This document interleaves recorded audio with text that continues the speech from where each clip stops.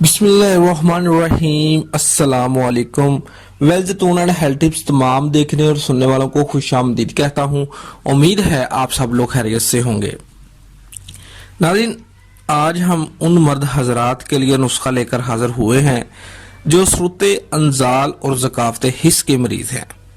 یہ نسخہ آپ کی ٹائمنگ میں اضافہ کرے گا اور یہ آپ کی زندگی کو چار چاند لگا دے گا۔ آپ اس ویڈیو کو شروع سے لے کر اینڈ تک دیکھتے رہیں۔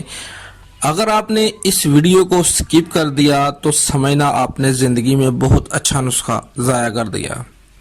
ناظرین، یہ جو نسخہ میں آپ کو بتانے جا رہا ہوں، کسی بھی حکیم کے پاس جا کر اسے تیار کروا لے، وہ یقیناً آپ سے 4 سے 5 ہزار روپے لے لے گا۔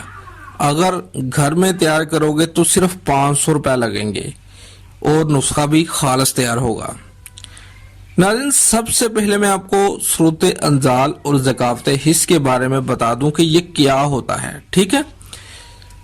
جب مرد اپنا عضو عورت کی فرج میں دخول کرتا ہے تو دخول سے پہلے ہی اگر انزال ہو جائے تو اس کو صورت انزال کا مرض کہتے ہیں۔ ذکاوت حس کیا ہوتا ہے؟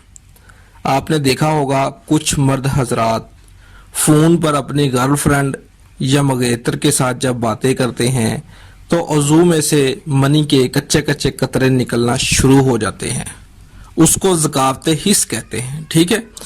اگر آپ ان بیماریوں سے چھٹکارا حاصل کرنا چاہتے ہیں تو اس نسخے کا لازمی استعمال کریں اور اپنی ٹائمنگ کو بھی بڑھائیں۔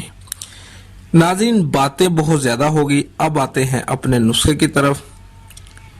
آج کے اس نسخے میں صرف 4 اجزاء کا استعمال کیا گیا ہے۔ وہ اجزاء کون سی ہے میں آپ کو بتا دیتا ہوں۔ نمبر 1 بیج بند، نمبر 2 ستاور، نمبر 3 سبز چھوٹی الائچی اور نمبر 4 شہد۔ شہد آپ جو مرضی استعمال کر لیں، چاہے چھوٹی مکھی کا ہو چاہے بڑی مکھی کا، ٹھیک ہے؟ یہ چاروں اجزاء کسی بھی پنسا سٹور سے خرید لیں۔ بیج بند ستاور آپ نے 50 گرام کے وزن میں خریدنا ہے، چھوٹی الائچی 10 گرام کے وزن میں، اور شہد حسب ضرورت، ٹھیک ہے؟ ناظرین، اس نسخے کو آپ نے تیار کیسے کرنا ہے؟ بیج بند، ستاور اور الائچی، ان تینوں اجزاء کو آپ نے الیکٹرک گرائنڈر کی مدد سے گرائنڈ کر لینا ہے۔